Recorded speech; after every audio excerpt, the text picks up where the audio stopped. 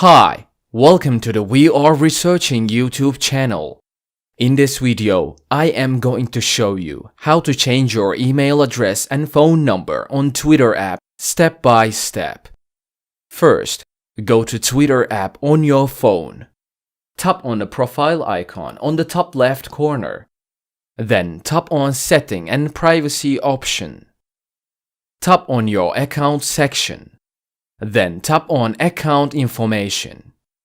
Here you can see your phone number and email address. Tap on the phone number to change it. You need to type your current password to enter this section. Then tap on the Next button. After that, type your new phone number on the blank. Then tap on the Next button. To verify your phone number, type the code which is sent to your phone. After that, tap on Done button. Thus, the process of changing your username on Twitter app has been completed. Tap on the email address to change it. You need to type your current password to enter the section. Then tap on the Next button. After that, type your email address on the blank.